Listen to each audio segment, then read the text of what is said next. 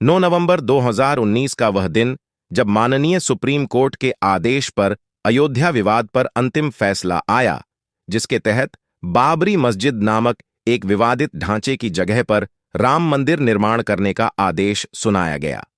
और आज हम वहां एक भव्य मंदिर का निर्माण होते हुए देख रहे हैं। दोस्तों, कहते हैं कि इतिहास खुद को दोहराता है और यह बात काफी हद तक सही भी है और इसका एक हाल फिलहाल का प्रमाण है ASI यानी कि आर्कियोलॉजिकल सर्वे ऑफ इंडिया द्वारा ज्ञानवापी मस्जिद के मामले में सौंपी गई रिपोर्ट। दोस्तों, ज्ञानवापी मस्जिद जो कि उत्तर प्रदेश के वाराणसी नामक स्थान पर स्थित है,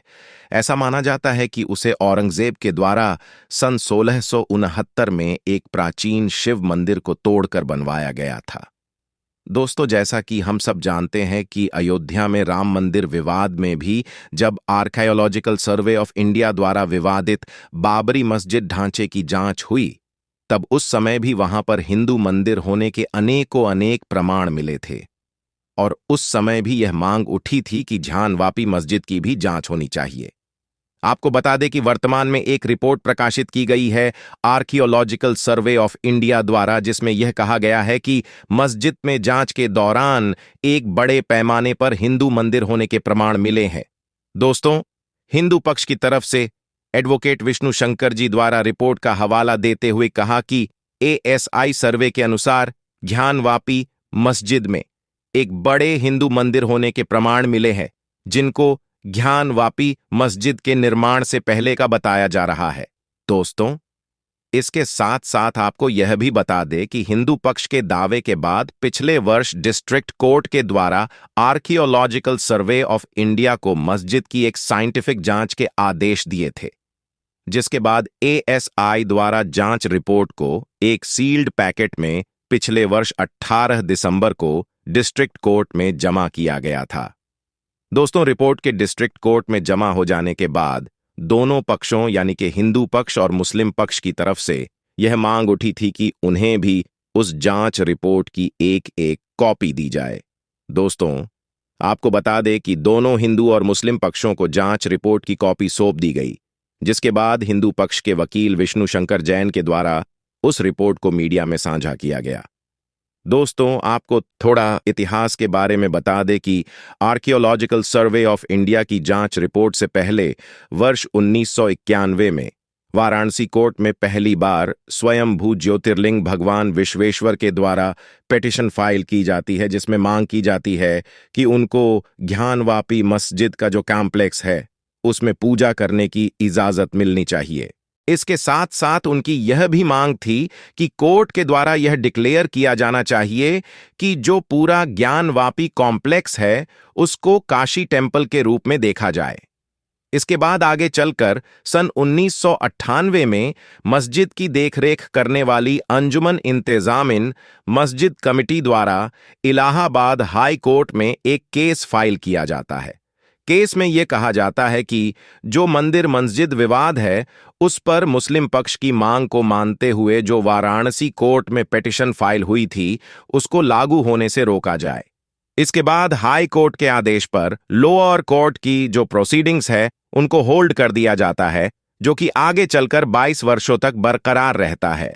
इसके बाद फिर से साल 2019 में एक पिटीशन दाखिल की जाती है, पर मुस्लिम पक्ष की तरफ से इसको गलत मानते हुए रोक दिया जाता है। इसके बाद साल 2022 में वाराणसी हाई कोर्ट में एक पिटीशन दाखिल होती है, जिसमें 5 हिंदू औरतें कोर्ट से परमिशन मांगती हैं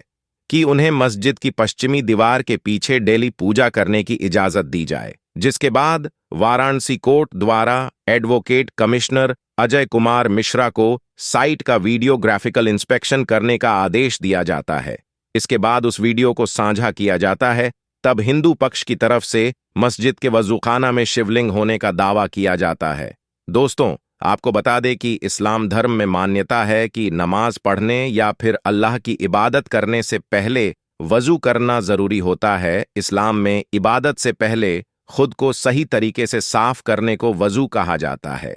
इसके बाद all India Muslim personal law board के द्वारा कोर्ट के वीडियोग्राफी सर्वे का विरोध करते हुए इसको प्लेस ऑन वर्शिप एक्ट 1991 का वॉयलेशन बताया जाता है। हालांकि वर्ष 2022 में अंजुमन मस्जिद कमेटी की फाइल की हुई पिटीशन को वाराणसी कोर्ट द्वारा रिजेक्ट कर दिया जाता है। इसके बाद यह मामला कभी हाई कोर्ट, कभी सुप्रीम कोर्ट में चलता रहता है।